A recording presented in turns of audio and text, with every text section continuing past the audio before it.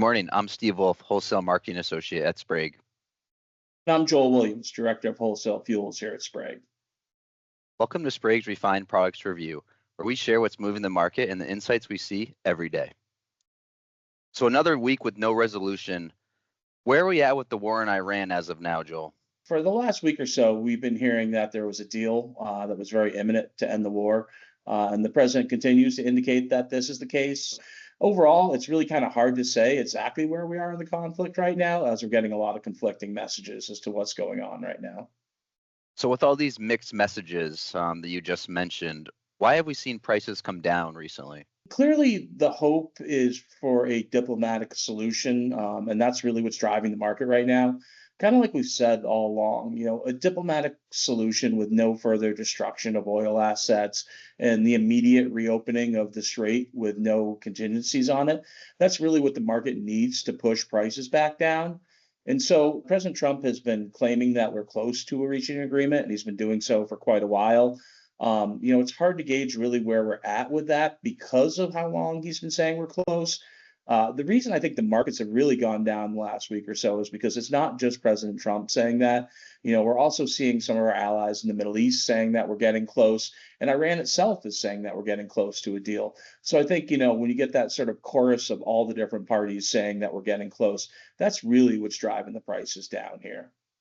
So then, Joel, if you were to rub your crystal ball, where do you think the conflict goes from here? So, basically no one really knows where this will go and how long it's going to take to get there. So we're kind of in a wait and see approach right now, where we're really preparing for all the possible scenarios that could come out of here. And mainly we're looking at what are the the impacts of the oil markets from all those possible outcomes, both here and abroad. Well, that certainly seems like a series of unknowns. What do we know right now? There are a lot of unknowns in terms of what the course the war will take, but there's definitely some things that we do know that have happened, particularly in the oil markets. And so we'll show you some charts as we go through here as well to kind of explain some of these things. But there's a few undeniable facts. And so far, I mean, that is that we've lost, 1 to 2 billion barrels of oil, both in the form of crude as well as refined products that normally would flow through the Strait of Hormuz to the markets. They just quite honestly haven't made it. And this is very different than the Russian-Ukraine war. A lot of people would try to draw parallels between the two. But, what we saw during Russia-Ukraine was that the barrels never really disappeared. Supply chains got broken and the barrels had to go different directions. But, what you saw then was all of a sudden Europe and the US stopped, taking Russian oil. That Russian oil just kind of diverted over to Asia. A lot of it got put into boats and put in floating storage, but it never really disappeared. It sat out there and it took longer to get to market. It was kind of a short-term disruption, I would call it, until the supply chains had kind of, reimagine themselves and get things flowing again. In this case here, it's very different because these wells have been slowed. They've been capped. This oil is not coming out of the earth in this case. So again, we're talking about 1 to 2 billion barrels of oil so far. And really, there's with no end in sight to this at this point. That's going to continue to go. Not to mention the fact that even if we had an announcement tomorrow that the war was over and everything was going to go back to pre-war conditions, it takes a while to ramp up those, those refineries that have been shut down. It would take a while to ramp up the wells. So there's going to be continuing impacts from this either way.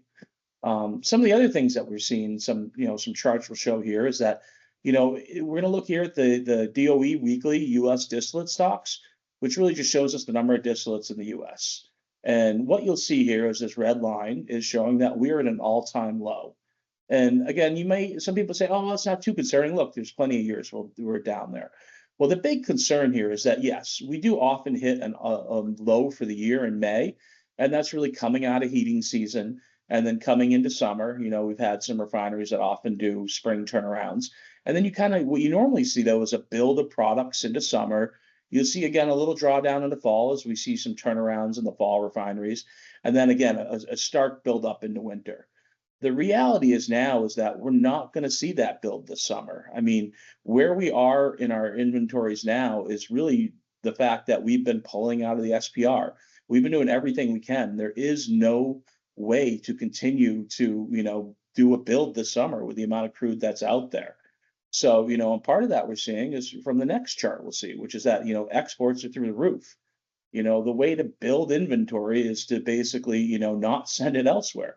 And what you're seeing this year is that exports, are through the roof right now. And we're seeing that both on the distillate side, which this chart shows, as well on the crude side. Basically, the US is becoming the world's gas station. And so, we're seeing that again, this time where you have, you know, crude oil isn't being produced. We're drawing down inventories, drawing down stocks, we're exporting a ton, and that's putting us in a pretty tough position here. So that's what we're seeing going forward. And that's, these are undeniable facts. This is math that's just out there and easy to see. It seems like the SPRs have been drawn down before commercial inventories, and that's typically not what's happened in the past. Can you speak on that? Yeah, I mean, the SPR releases, a lot of that has to do with creating the headline. It drives prices down and things like that. So, the amount that's actually been released from the SPR, it is material, but again, the administration's using that to drive prices down. So you're seeing it being used sort of as a different tool, and the amount of that's actually been drawn down and put out to market, varies quite a bit. So again, we'll see where that kind of goes going forward. So what do all these charts mean for the oil markets? Yeah, I mean, the stark reality is that given all the data we're looking at, there will most likely be shortages of oil somewhere in the globe where consumers aren't going to be able to get oil at any price. What we're looking at here is we've had a nice little lull in the spring, but heating season is about to start in the Southern Hemisphere. The driving and travel season is just starting here in the Northern Hemisphere. So when and where these shortages will come is still kind of to be determined. There's very complex supply chains that run throughout the world, and we're seeing varying levels of demand destruction and demand control by different countries. So kind of how everyone plays this will help determine it. Well, that is some scary stuff, Joel. What is Sprague doing to prepare for this, and what should our customers be doing? We're trying to be honest and forthcoming with our customers in the market. I mean, that's why we do this video each week. We believe a partnership needs to start with communication. And while we all like the easy conversations with a sales rep over lunch where you get some Sprague swag or maybe some sports tickets, we also at Sprague pride ourselves on delivering the not so good news because we feel like it's better to be scared and prepared than it is to be caught off guard. So, through this, you can always count on us for the truth, and we're going to continue to deliver it to you every week here. And we're hoping that the other suppliers are also going to join the chorus as well, because I think the market needs to hear what's really happening out there. The reality is there's not going to be any or very little extra supply or inventory around this fall and this winter. So, we're going to work tirelessly to meet the predetermined needs of our customers. One of the great things at Sprague, though, is that we kind of have a new ace up our sleeve. Since we were acquired by our new parent company, Hartree, we've had access to them. And Hartree honestly gives us access to over 600 of the best traders, marketers, and analysts in the world. They have a global trading presence. They have physical offices in 19 locations across the world, including places like New York, Houston, London, Cape Town, South Africa, Dubai, Shanghai, Melbourne, Santiago, Chile. That's just to name a few of them. So we're going to be able to not only draw from New York Harbor, which has been historically where we've drawn all our product from, we're going to be looking to all corners of the globe to figure this out. There will be oil available, but it's going to be the ability to access it and find it. And quite honestly, we feel like we're preparing ourselves to do that, is better than anyone else in the market. So that's really what we're focusing on. Steve, you also asked about retailers, and really my advice for retailers, it's pretty easy at this point.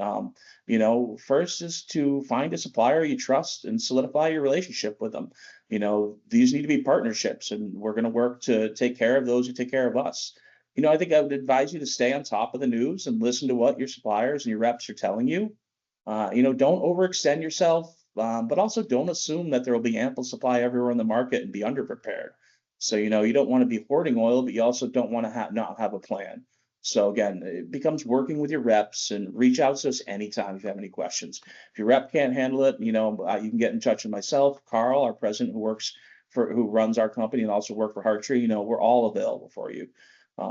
We're here for you. We're your partners, and together we're going to find a way to get through this. So that would be kind of my advice for the retailers at this point. Well, thanks so much for joining me today, Joel. Yeah, thank you very much for having me again, Steve. And if you haven't seen it yet, check out our latest special feature, an interview with Sprague's chairman, Dave Glendon, available now on our YouTube channel. And be sure to mark your calendars for our next special feature, a tour of our Springfield terminal, releasing next Friday, June 5th. Well, that's all for today. Thanks for joining us. We'll be back next Wednesday with another Refined Products Review. Find your insight. Feel your success.